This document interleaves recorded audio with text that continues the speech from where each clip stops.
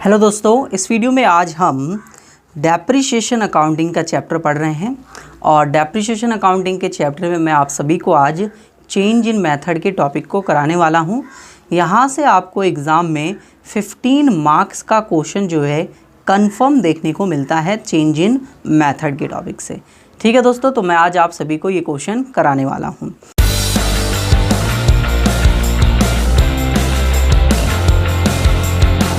सबसे पहले हम समझते हैं चेंज इन मेथड का मतलब क्या होता है।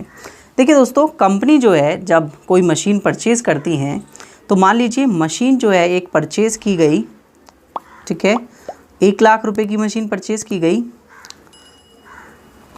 1 अप्रैल 2019 को। ठीक है, कंपनी डिसाइड करती है कि इस पे हम एसएलएम से 10% का डैप लगाएंगे।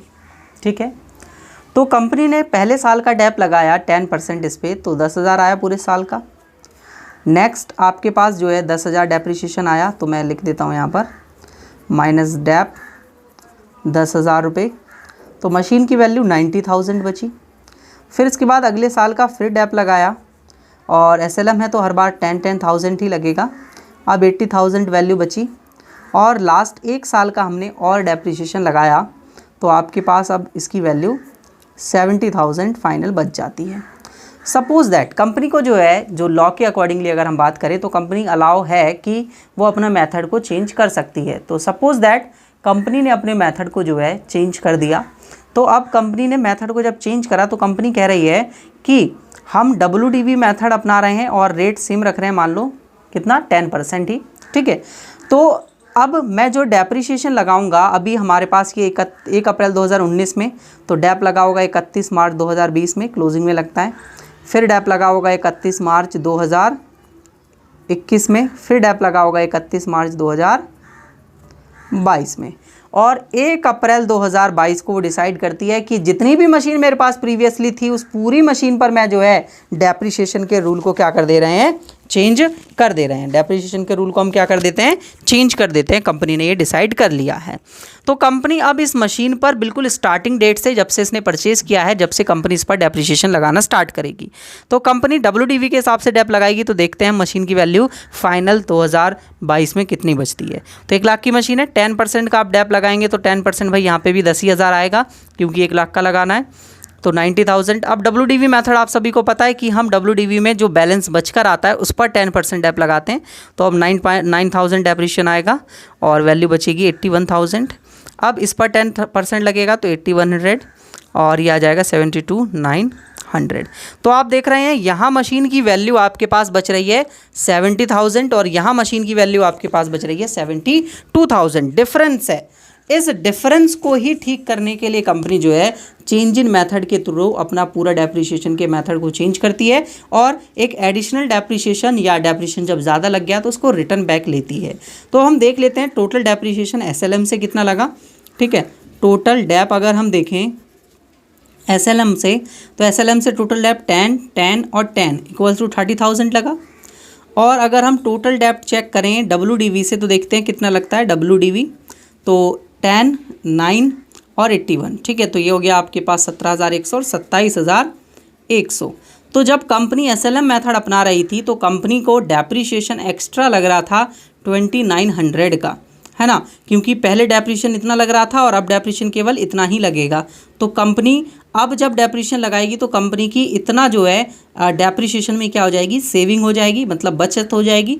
तो जो हमारे पास डेप्रिसिएशन है इतना कंपनी जो है रिटर्न बैक ले लेगी। ठीक है, तो इस एडिशनल जो डेप्रिसिएशन है, जो एडिशनल डेप्रिसिएशन की हम यहाँ पर बात कर रहे हैं, इस एडिशनल डेप्रिसिएशन को ही हम निकालेंगे, भले ये नेगेटिव का बैलेंस हो या पॉजिटिव का बैलेंस हो। यहाँ तो हमारे पास ये क्या आ रहा है कि हमें इतने का बेनिफिट हो गया है, तो ये हमारे लिए पॉजिटिव बैलेंस है, हम डेप्रिसिएशन वापस लेंगे।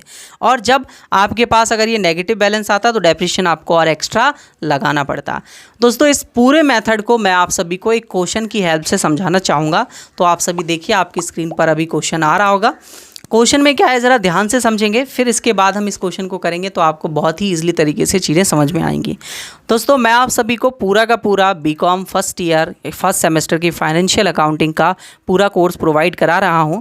अगर आप में से किसी भी बच्चे को फुल कोर्स चाहिए हो तो वो मुझे कॉन्टैक्ट कर सकता है इस दिए हुए नंबर पर। आपको स्क्रीन पर आपका नंबर एक दिख रहा होगा। ठीक है स्टूडेंट्स, तो देखिए क्वेश्चन क्या है। Good luck limited purchase on 1 January 2006, 1 January 2006 को उसने एक मशीन खरीदी। ठीक है, 1,94,000 की, और उस पर खर्चा कर दिया उसने कितने का, 6,000 रुपये का। तो टोटल 2 लाख की मशीन हो गई, क्योंकि हमें खर्चे को भी जोड़ना पड़ता है बच्चे। ठीक है, उसके इरेक्शन पर ऑन 1 जुलाई 2006 एडिशनल मशीन, एक और मशीन खरीद ली उसने कितने की, 1 लाख रुपये की। एंड ऑन 1 जुलाई 2008 मतलब 1 साल बाद the machine was purchase on 1 January 2006 has been auction. जो हमने ये मशीन खरीदी थी ना यहाँ पर 2 लाख रुपए की, उस मशीन को हमने 1 जुलाई 2008 में बेच दिया 1 लाख रुपए में। कितने में बेचा बच्चे, 1 लाख रुपए में बेचा। ऑक्शन को हम सेल ही कहते हैं। On the same date the new machinery, और उसी सेम डेट में एक नई मशीन 1.5 लाख रुपए की खरीद ली गई। डेप्रिशिएशन जो है, depreciation was provided annually on 31 दिसंबर। 31 दिसंबर को ईयर क्लोज होता है और 31 दिसंबर को आप डेप लगाना है 10% पे। ओरिजिनल कॉस्ट मेथड आपको पता ही होगा, ओरिजिनल कॉस्ट मेथड का मतलब होता है SLM मेथड। तो SLM से डेप्रिशिएशन लगाना है। No dep needed during the charge of the sale, ये बहुत ज़्यादा इंपॉर्टेंट बात है, इसको आप ध्यान से समझेंगे। कोई भी डेप्रिशिएशन आपको चार्ज नहीं करना उस साल में जिस साल आप मशीन को सेल कर रहे हैं उस मशीन को, और उस पर कुछ पार्ट पर डेप्रिशिएशन लग रहा है। मतलब 1 महीने के लिए डेप लग रहा है, 2 महीने के लिए डेप लग रहा है, 3 महीने के लिए डेप लग रहा है, तो वो डेप आप उस ईयर में चार्ज नहीं करेंगे जिस ईयर में वो मशीन बेची जा रही है। ठीक है, और मशीन वॉज यूज, देखिए लिखा हुआ है। And 2009 company was decided, company ने डिसाइड किया कि वो अपने मेथड को जो है वो चेंज करेगी डेप्रिशिएशन के, और अब वो जो है WDV method, return down value method जो है उससे डेप्रिशिएशन लगाएगी। कितने परसेंट के हिसाब से, 15% के हिसाब से उसने चेंज कर दिया, SLM से WDV पे आ गई। ठीक है दोस्तों, तो क्वेश्चन आपको समझ में आ गया होगा। अब आप क्वेश्चन को माइंड में रखेंगे और हम क्वेश्चन को सॉल्व करेंगे। ठीक है, तो बहुत ही ईजी तरीके से आपको चीज़ें समझ में आएंगी, इस बात की मैं गारंटी लेता हूँ आप सभी को। अगर आप पूरा लेक्चर देखते हैं तो आपको इसके बाद इस क्वेश्चन में कभी भी दिक्कत नहीं आने वाली। तो मैंने फॉर्मेट तैयार किया हुआ है, देख लीजिए आप सभी। अब हम इसमें एंट्रीज करना स्टार्ट करते हैं। तो सबसे पहले उसने हमसे कहा था कि हमने जो मशीन परचेज़ की है, दोस्तों डेट्स का बहुत बड़ा खेल है इसके अंदर। तो आप डेट्स में कोई भी वो दिक्कत, मतलब कोई भी वो नहीं देंगे, लापरवाही नहीं बरतेंगे जिससे आपको कोई दिक्कत हो जाए। तो 1 जनवरी 2006 को हमने एक मशीन खरीदी है। ठीक है, तो आप डेट डालेंगे ऊपर 2006 1 जनवरी। ठीक है, to bank account, bank account. ठीक है, ब्रैकेट में लिखिए परचेज़, क्योंकि परचेज़ किया आपने 1,94,000, और टू बैंक अकाउंट आपने जो है एक्सपेंसेस कर दिए, तो 6,000 के एक्सपेंसेस भी हमने दिखा दिए। That's it. अब इस साल में हमने जो है एक और एडिशनल मशीन खरीदी थी, याद हो आपको, 1 लाख रुपए की, 1 जुलाई में। तो फिर हमने 1 जुलाई की डेट डाली और टू बैंक अकाउंट। अब हम इसके सामने जो है सेकंड लिखेंगे, क्योंकि हमने सेकंड मशीन परचेज़ की है, और ब्रैकेट में नीचे परचेज़ लिख देंगे कितने की, 1 लाख रुपए की परचेज़ की है। और इस साल हमने कोई भी ट्रांजैक्शन नहीं की, तो आप जो है इस ईयर को क्लोज कर दीजिए। ईयर क्लोज होना है 31 दिसंबर 2006, मतलब डेट 31 दिसंबर की। फिर टू डेप्रिशिएशन, आप डेप लगाना स्टार्ट करेंगे। तो मैं खाली डेप लिख रहा हूँ डेप्रिशिएशन को।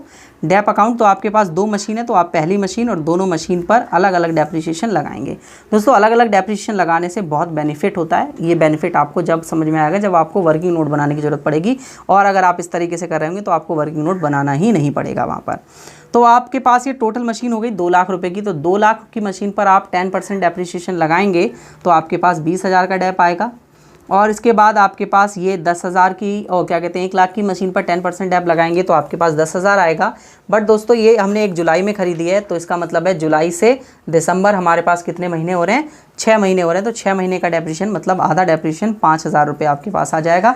तो टोटल डेप्रिशिएशन आपके पास हो गया 25,000 रुपये का। फिर ये बाय साइड होती है बाय बैलेंस CD। अब आपके पास कुछ बैलेंस CD में बच जाएगा कैरेट डाउन। फर्स्ट और सेकंड मशीन दोनों का अलग अलग लिखना है, मैंने आपको मेथड पहले ही समझा दिया है। तो पहली मशीन 2 लाख की थी, उस पर 20,000 का डेप लगा, तो वो अब बची होगी 1,80,000 रुपये की। ये मशीन 1 लाख की थी, 5,000 का डेप लगा है, तो ये मशीन अब आपके पास बची होगी 90,000 रुपये की। तो टोटल आपके पास जो मशीन बची होगी 95 दोस्तों, 90 नहीं 95। ठीक है, तो ये आपके पास 2,75,000 रुपये का टोटल हो रहा होगा। ईयर को आप क्लोज कर देंगे, ईयर को हम क्लोज करके चलेंगे। इसका टोटल यहाँ पर 3 लाख, यहाँ पर भी टोटल 3 लाख हमने लिख दिया है, और ये भी 31 दिसंबर में ही हुई होगी एंट्री। ठीक है, नेक्स्ट एंट्री देखेंगे आप सभी। नेक्स्ट इसके बाद आप जो है एंट्री करेंगे अगले साल में, और 1 जनवरी 2007 में अब हम पहुंच चुके हैं दोस्तों। टू बैलेंस बीडी सबसे पहले आप दिखाएंगे, जो पिछले साल का बैलेंस सीडी था। फर्स्ट और सेकंड दोनों मशीन का अलग अलग, एक मशीन थी 1,80,000 और 95,000 की, तो आपके पास ये आ गया टोटल 2,75,000। ठीक है, अब इस साल देखिए क्वेश्चन अगर मैं आपको दिखाऊं तो क्वेश्चन के हिसाब से हमने इस साल कुछ भी नहीं किया है, हमने डायरेक्ट 1 जुलाई में जाकर चीज़ें की हैं। तो आपको इस ईयर का ऐसा ही सिंपल डेप्रिसिएशन लगा देना होगा। ठीक है दोस्तों, देखिए सिंपल डेप्रिसिएशन अब हम लगा देंगे। तो 31 दिसंबर 2007 by dep account first machine और सेकंड मशीन। तो फर्स्ट पे देखिए एसएलएम लग रहा है, तो वही 2 लाख पे 10% आएगा, इसका मतलब है वही 20,000 आपका आएगा। और इस बार 1 लाख पर पूरा 10% पूरे साल का लगेगा, तो यहाँ पर 10,000 आ जाएगा। तो टोटल डेप्रिसिएशन 30,000 हो गया। ठीक है, by balance CD first machine और सेकंड मशीन अलग अलग, डेट 31 दिसंबर ही आएगी। 1,80,000 में से 20 गए तो अब आपके पास 160 बचा होगा, और 95 में से 10 गए तो आपके पास 85 बचा होगा। तो 2,45,000 आपके पास जो है बैलेंस सीडी आ गया होगा। क्लोज कर देंगे, 275 यहाँ पर और 275 यहाँ पर। ठीक है दोस्तों, नेक्स्ट अगले साल आ जाएंगे टू बैलेंस बीडी से, और डेट आएगी आपके पास 2008 की 1 जनवरी। फर्स्ट मशीन और सेकंड मशीन, फर्स्ट मशीन 160 की बची है आपके पास, और ये 85 की, और टोटल 245 आपके पास बच रहा है। ठीक है दोस्तों, नेक्स्ट देखिएगा, ध्यान से समझिएगा इस चीज़ को, है ना। तो आपके पास अब इस साल आपको मशीन सेल करनी है। मशीन क्या करनी है? सेल करनी है 1 जुलाई को, है ना। क्वेश्चन में बोला हुआ था, याद कीजिए आप सभी, मुझे तो याद है भाई। तो 1 जुलाई को उसने सेल करने के लिए बोला था, 1 जुलाई 2008। तो हम सेल कर देते हैं बाय बैंक अकाउंट। अब देखिए आप सभी बोल रहे होंगे सर पहले डेप्रिसिएशन तो लगा लीजिए 6 महीने का इस मशीन पर जो आप बेच रहे हैं, पहली वाली मशीन। मैं कहूँगा बच्चे उस मशीन को जो हम बेच रहे हैं उस मशीन पे डेप्रिसिएशन नहीं लगेगा, क्वेश्चन में ऑलरेडी बोला हुआ है, तो हम उस पर डेप्रिसिएशन नहीं लगाएंगे, है ना। तो डायरेक्ट बेच देते हैं, 1 लाख रुपए में हमने बेच दिया, ब्रैकेट में सेल्स लिख दिया है ताकि पता चले। फिर इसके बाद हम इस पर प्रॉफिट एंड लॉस देख लेते हैं। प्रॉफिट एंड लॉस अकाउंट कितना हुआ है? लॉस ही हुआ है। अगर लॉस होता है तो क्रेडिट साइड लिखते हैं, प्रॉफिट होता है तो डेबिट साइड लिखते हैं। ठीक है, तो लॉस ही होगा, क्योंकि देखिए 160 की मशीन है, 1 लाख रुपए में बेच रहे हैं, तो आपको 60,000 रुपये का यहाँ पर क्या हो रहा है? लॉस हो रहा है। 60,000 रुपये का आपको सीधा सीधा यहाँ पर क्या हो जा रहा है? लॉस हो जा रहा है। That's it. अब आपने इस साल एक और नई मशीन खरीदी थी, उसने हमें बोला हुआ था, और सेम डेट में 1 जुलाई के अंदर ही टू बैंक अकाउंट, और ये आपके पास थर्ड मशीन होगी अपनी। कितनी होगी? थर्ड वही मशीन होगी, ब्रैकेट में आप लिख दीजिए परचेज़, और ये थी आपके पास 1.5 लाख की मशीन। क्लियर बच्चे? अब आप 31 दिसंबर में मतलब इस ईयर को क्लोज करेंगे, और आपके पास जो है डैप लगाएंगे आप दोनों मशीन पर। तो पहली तो गई, अब आपके पास दूसरी और तीसरी मशीन बची हुई है।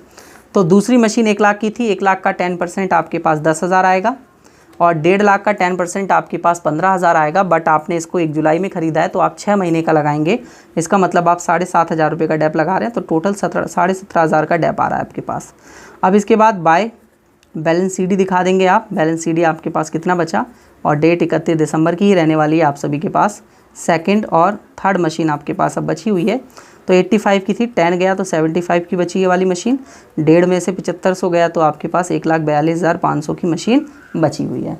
ठीक है दोस्तों, मैं टोटल कर देता हूँ, तो टोटल आपके पास 2,17,500 हो रहा है, 2,17,500 हो रहा है। ठीक है, क्लियर? यहाँ तक कोई भी दिक्कत नहीं हुई होगी आप सभी को। यहाँ पर टोटल कर लेते हैं, इसका टोटल कितना हो रहा है? इसका टोटल हो रहा है 3,95,000, और इधर भी 3,95,000। ठीक है, यही बैलेंस बीडी अगले साल बैलेंस सीडी ट्रांसफ़र होकर आ जाएगा, बैलेंस सीडी। ठीक है, तो लास्ट पड़ाव पर हैं हम अपने क्वेश्चन के, 1 जनवरी 2009 पर हैं।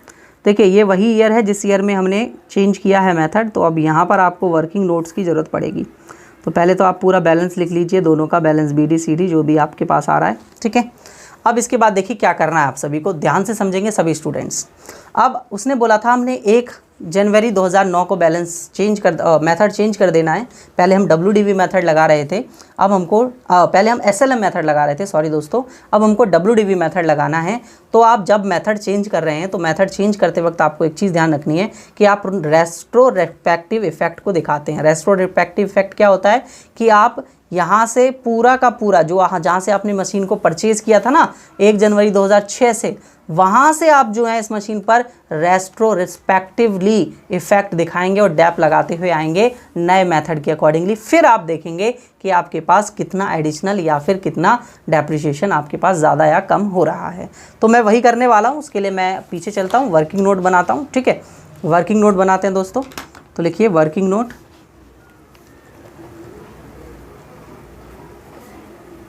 Working note. ठीक है, वर्किंग नोट हम बनाते हैं मशीन 2 के लिए और मशीन 3 के लिए। देखिए मशीन 1 के लिए क्यों नहीं बनाएंगे? मशीन 1 के लिए बच्चे इसलिए नहीं बनाएंगे क्योंकि मशीन 1 जो है आप बेच चुके हो, तो अब आप वो नहीं रही अभी 2009 में, तो आप उसके ऊपर कोई भी एडिशनल डेप्रिसिएशन नहीं लगा सकते। तो कॉलम ड्रॉ कर लीजिए आप सभी और 2 कॉलम्स में डिवाइड कीजिए। एक कॉलम में लिखिए आप SLM मेथड से आप डेप्रिसिएशन लगाएंगे 10%, और दूसरे कॉलम में आप सभी लिखिए कि आप जो है WDV से जो है वो मेथड से फॉर्मूला लगाएंगे 15%। ठीक है, क्लियर। चलिए देखिए, अब आपके पास कॉस्ट ऑफ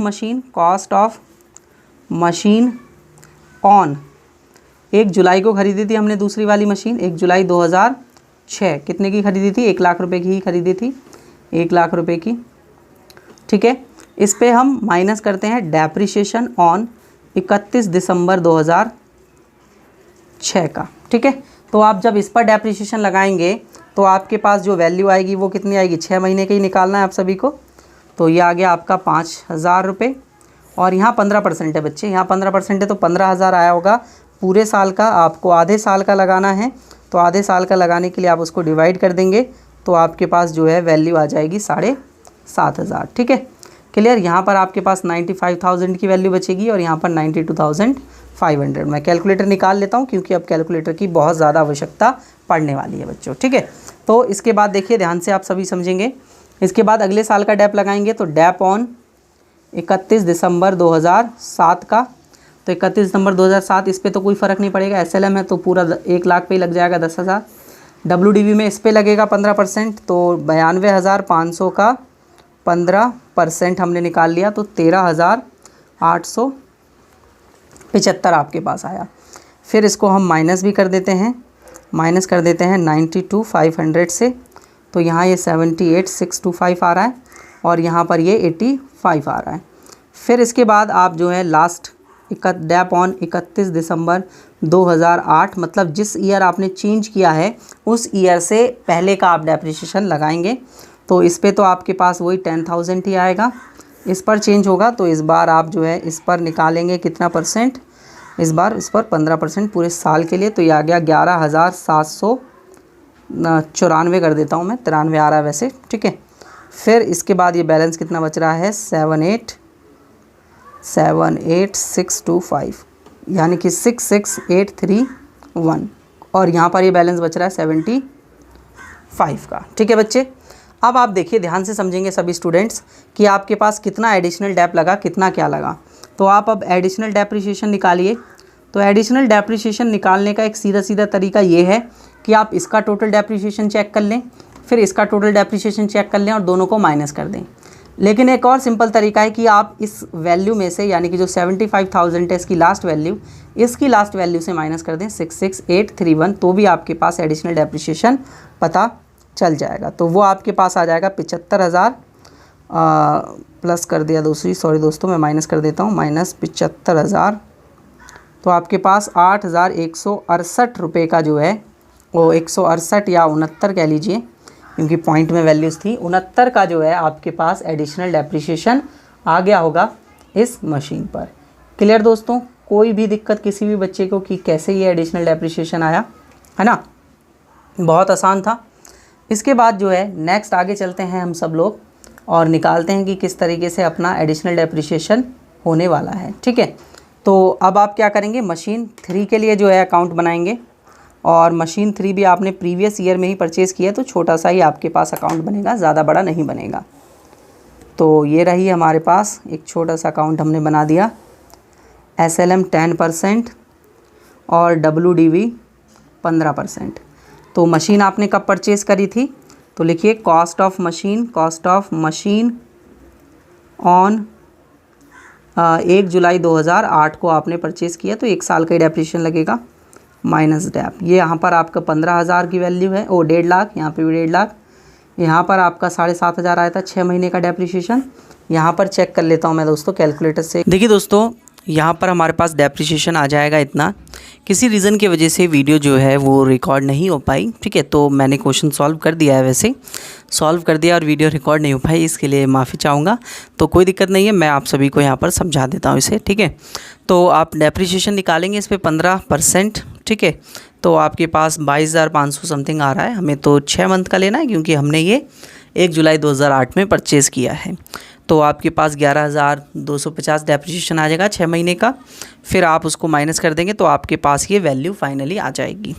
अब आप निकालेंगे एडिशनल डेप्रिसिएशन, तो दोनों को माइनस कर देंगे यहाँ से, तो आपके पास एडिशनल डेप्रिसिएशन निकल कर आ जाएगा, ठीक है बच्चे। अब आप सोच रहे होंगे सर एडिशनल डेप्रिसिएशन ऐसे कैसे पता चल रहा है हमें कि एडिशनल डेप्रिसिएशन है? तो मैं आप सभी के लिए बताना चाहूँगा बच्चे कि यहाँ पर आप देखें, अगर इस डेप्रिसिएशन को जोड़ें इन तीनों को, 5,000, 10,000 और ये 10,000, तो 25,000 डेप्रिसिएशन हो रहा है। और यहाँ जोड़ें 7,500, 13,875 और 11,794, तो यहाँ पर ज़्यादा डेप्रिसिएशन निकल के आएगा। ज़्यादा डेप्रिसिएशन मीन्स कम वैल्यू, और कम डेप्रिसिएशन मीन्स ज़्यादा वैल्यू बच के आएगी फाइनल ईयर में। तो इसका मतलब है पहले कम डेप्रिसिएशन लग रहा था, अब ज़्यादा डेप्रिसिएशन लग रहा है, तो अब और डेप्रिसिएशन लगाना है, इसलिए एडिशनल डेप्रिसिएशन आएगा। तो आप इस वैल्यू में से इसको माइनस करके यहाँ एडिशनल डेप्रिसिएशन निकाला। इसी तरीके से आप इन दोनों को माइनस करेंगे तो ये एडिशनल डेप्रिसिएशन आएगा। अब हमको निकालना है टोटल एडिशनल डेप्रिसिएशन, ठीक है। तो टोटल एडिशनल डेप्रिसिएशन कैसे निकालेंगे आप सभी? आपके पास ये एडिशनल डेप्रिसिएशन आया यहाँ से, और एक एडिशनल डेप्रिसिएशन आपका यहाँ दोनों मशीन पे आया, तो टोटल दोनों को जोड़ दिया, तो ये हो गया आपका टोटल एडिशनल डेप्रिसिएशन, ठीक है। अब आपको देखो अकाउंट्स में क्या करना है, यहाँ पर देखेंगे सभी बच्चे। तो एडिशनल डेप्रिसिएशन आपने निकाला 11,919 रुपये, ठीक है। तो आप उसको बाय PNL करके दिखा देंगे एडिशनल डेप्रिसिएशन करके। अब बची हुई जो मशीन्स हैं उन पे तो डेप्रिसिएशन लगेगा दूसरी और तीसरी मशीन पर, बट जो डेप्रिसिएशन लगेगा वो SLM से नहीं लगेगा, WDV से लगेगा। तो अब आपको WDV की वैल्यू भी पता होनी चाहिए। तो फर्स्ट मशीन की यानी सेकंड मशीन की WDV वैल्यू ये है, तो आप इस पर 15% निकालेंगे। और यहाँ पर हमारे पास मशीन 3 की WDV वैल्यू ये है, तो आप इस पर 15% निकालेंगे। तो आप इन दोनों पर 15% निकालेंगे तो आपके पास जो है डेप्रिसिएशन आ जाएगा। पहली मशीन पे 10,024 आ रहा था, 24 पॉइंट कुछ आ रहा था, मैंने 25 कर दिया ऐसे, और 20,812 रुपये, ठीक है। ये भी पॉइंट में आ रहा था, अप्रॉक्सीमेटली लिख दिया ऐसे। टोटल डेप्रिसिएशन ये हो गया आपका। अब आप इसमें इसको मतलब इनको इस साइड का टोटल करेंगे और इसको दोनों को सेम लिखेंगे, उसको पूरा माइनस कर देंगे, तो आपके पास 1,74,744 रुपये का बैलेंस CD यहाँ पर निकल कर आ रहा है बच्चे, ठीक है। तो ये आपको समझ में आ गया होगा कि किस तरीके से आपको ये क्वेश्चन करना है और कैसे आपको वर्किंग नोट बनाना है, कैसे एडिशनल डेप्रिसिएशन निकालना है, कैसे उसे दिखाना है। तो इस वीडियो में आज इतना ही दोस्तों। इस वीडियो में आज हमने समझा कि जो चेंज इन मेथड है उस चेंज इन मेथड के थ्रू हमें जो है क्वेश्चन को कैसे करना है। अगर वीडियो आपको अच्छी लगी हो तो वीडियो को लाइक ज़रूर कर दें दोस्तों, और शेयर कर दें, और ज़्यादा से ज़्यादा दोस्तों तक शेयर करें। और अगर इसी तरीके की और वीडियोस देखनी है तो आप मुझे चैनल को सब्सक्राइब जरूर कर लें। अध्ययन क्लासेस ऐप को डाउनलोड कर लें, वहाँ पर आपको इसी तरीके के वीडियो लेक्चर्स अवेलेबल हो जाते हैं। ज़्यादा जानकारी के लिए दिए हुए नंबर पर कॉन्टैक्ट कर सकते हैं। वीडियो देखने के लिए थैंक यू। नेक्स्ट वीडियो में हम सभी मिलते हैं।